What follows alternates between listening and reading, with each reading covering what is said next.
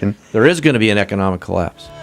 We are back, folks, on Santa Clarita's hometown station, AM-1220 KHTS. It's the Gazette Radio Hour with Doug and John, the radio digest version of the Santa Clarita Gazette and free classifieds for all you need to know to be in the know. And we have our national correspondent on, who we'd like to have on every week, who is an author and a writer, contributing writer to the Gazette, Mr. Robert Patrick Lewis. Mr. Lewis, are you with us? Uh-oh. Going once. So all right, John, now you got to talk. See, no, this is even better, because, see, even he knew that it should be just a calming show, and we're going to talk a little bit about your Thanksgiving and how wonderful that was. And then you know what I want to talk about is that idiot Al Sharpton. No. Yes. We don't need to do that. Yes. This guy right. drives Doug, you me were right.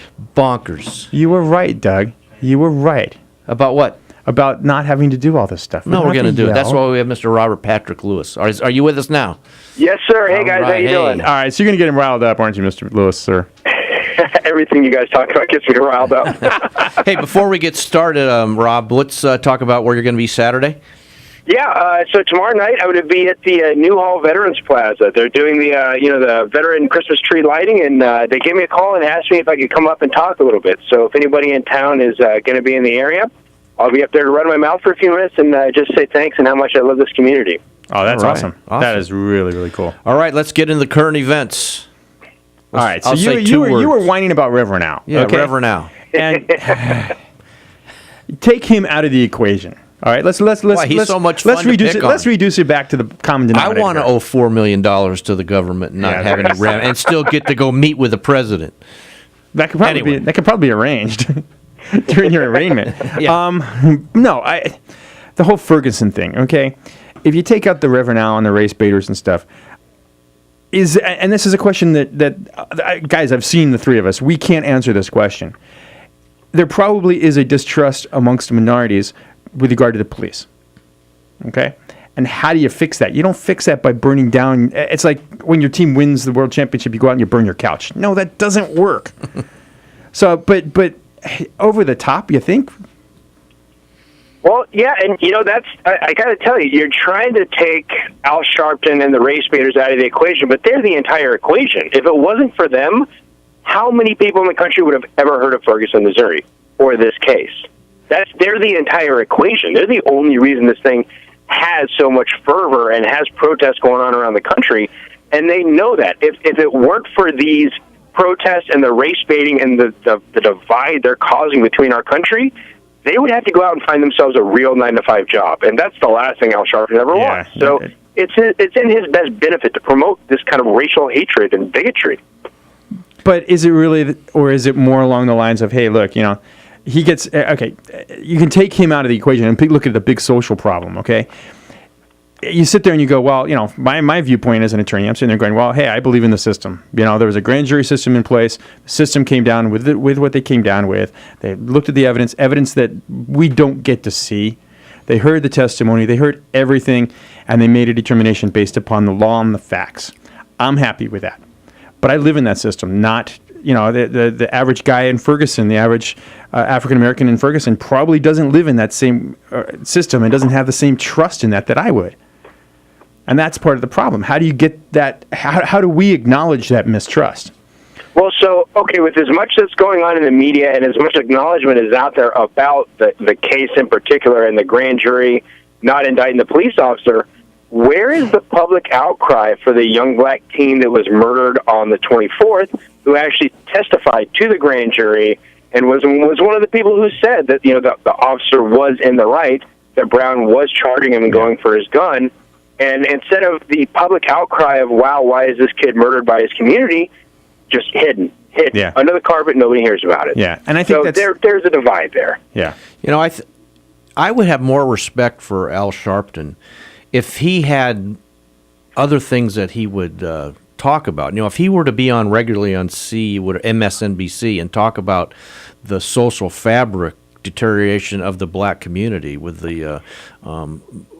the number of babies born out of wedlock, the number of fatherless homes, the black-on-black killings. If he were to regularly talk about that would give him more credibility, I think, to talk about when something like this happens. Yeah, but then he would lose this polarization that lines his pockets. Yeah. You know what I mean? And that's the problem is Dennis Prager talks about this quite a bit. I love Dennis Prager. I've been listening to him for years.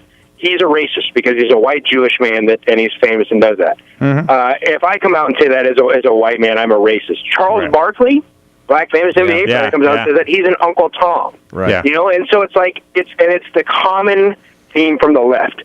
Everybody has the ability to say whatever they want unless you disagree with us, and then you're a racist. Yeah, it's like everybody's so you bend over backwards not to be a racist, and by doing that you become a racist. And I know you can't win. Yeah, you can't win. You can't win, and that's part of the problem is nobody's sitting down and talking about it. Hey, look, there's a mistrust among what do the police have to say?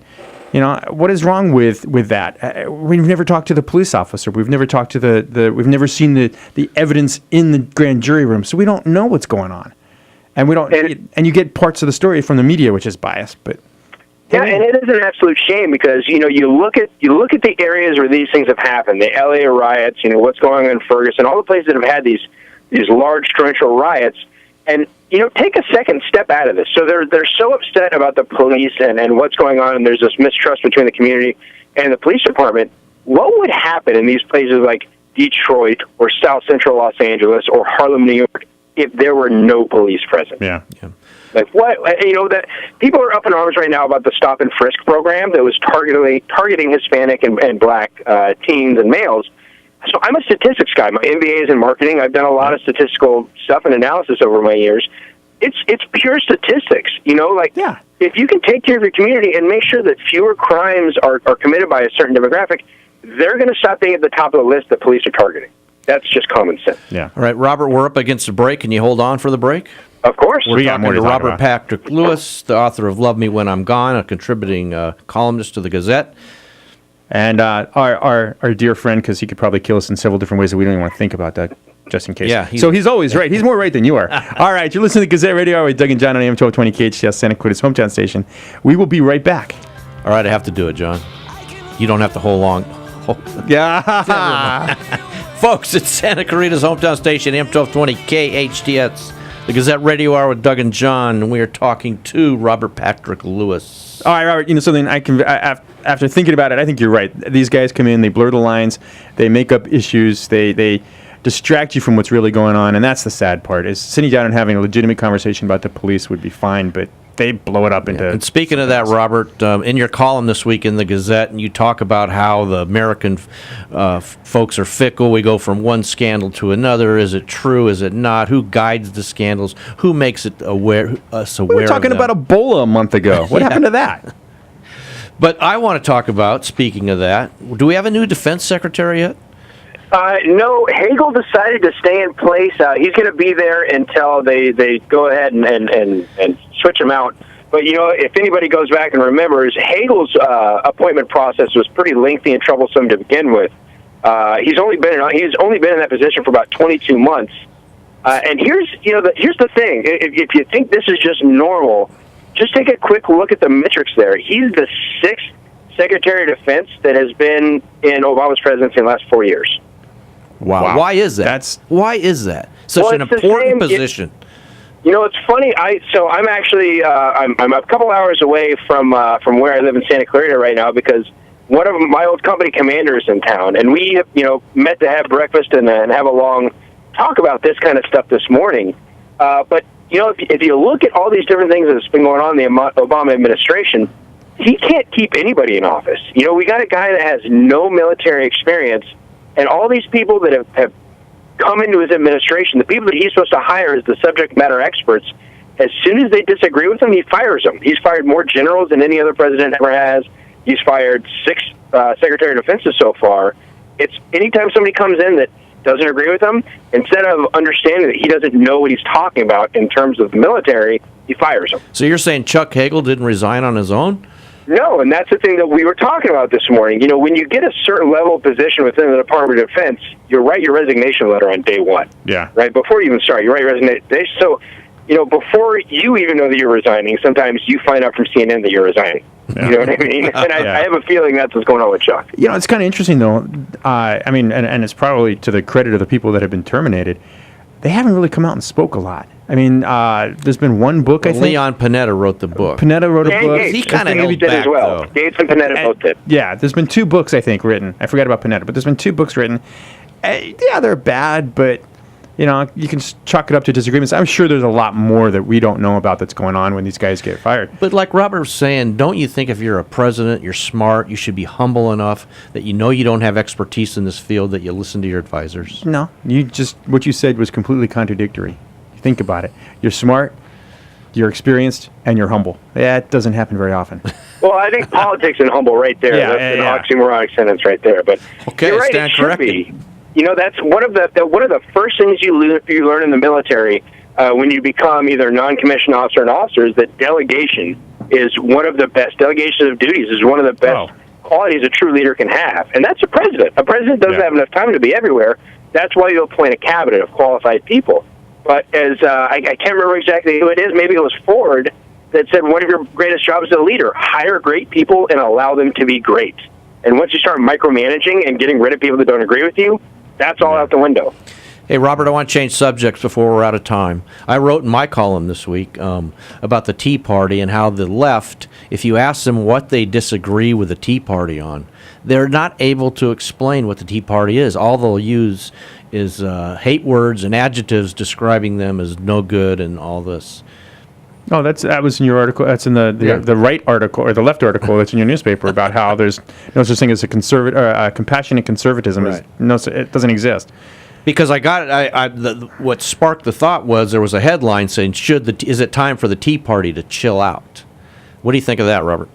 Well, you know, and you're right, because they like to use a lot of, you know, they don't want to bring themselves into an argument. I saw another article yesterday that showed somebody speaking. He was saying all these, essentially, like I'm paraphrasing here, all these stupid, unintelligent conservatives need to stop ruining politics, right? And so at the same time, that same day, I had read this article about how there's an enormous number of PhDs who are working as like janitors and things like that. Well, what are these PhDs? They have PhDs in liberal arts and things that the left traditionally is very heavy in. And so you got to look at this context. Who would you consider to be smart and stupid? Would you consider liberal arts PhD working as a janitor smarter than a business major that got a degree from a community college but has opened and run 3 successful businesses? Right. Yeah, right? Which one of those guys is smarter? And the left likes to just go, well, you're stupid. You don't have you're uneducated, so you're stupid. And you go, well, why am I stupid? I'm successful. I obviously know a lot about life. Well, it's because you're stupid. Why am I stupid? Well, because you're stupid. They can't go any further, or you're a racist, or you're a bigot, and that's where it ends. They can't come into they can't come into an argument of the minds with us because you don't want to bring a pen knife to a gunfight. Oh, there you go. No, okay, but and that's once again now what you just did is exactly what I can't stand when that the left does is the generalizations. Okay, it doesn't matter your political beliefs. If you're educated, you're educated. If you're not educated, you're not educated. If you're successful, you're successful. If you're not successful, but when they change what the left seems to do is change the definition of what successful is and what educated is, and then they start to apply these generalizations all over the place. The Tea Party thing. What people don't like less government and lower taxes? Well, they're taught to believe that's evil. But right? They're taught to believe you need the government. Government has replaced religion in most of the liberal ideology in our country. If you look at that, the leftist view is that the state can take care of you. So you can have kids out of wedlock. You don't, women out there, you don't need a husband because you can raise this kid on your own because the government's going to give you food stamps and the government will give you housing and the government will take care of you. You don't need God because the government's there to tell you what's right and wrong. That's their ideology, is replacement of religion with the state. All right, we got to end there. Robert Patrick Lewis, the author of Love Me When I'm Gone, and a columnist contributor to the Gazette. And an all-around great guy. Yeah, he'll kick your butt. Sometimes. Sometimes. There's 2 Green Berets in Southern California right now, so everybody be on their best behavior. And I agree with you completely, regardless of what I said. Robert, thanks a lot for your time. Hey, thank you guys. Have a great weekend. You too, man. We'll talk to you later. All right. You listen to Gazette Radio Hour with Doug and John. Doug, that got me fired up. It's time to rip some heads off. It's time for sports. Oh, even better. No All right. reality. We don't want to deal in reality. We'll be right back. The rest of the show, we're in denial. I'm a Redskins fan. We're way in denial. You should be in denial. All right. You're listening to Gazette Radio Hour with Doug and John on AM-1220 KHTS, Santa Clarita's hometown station. Sports next.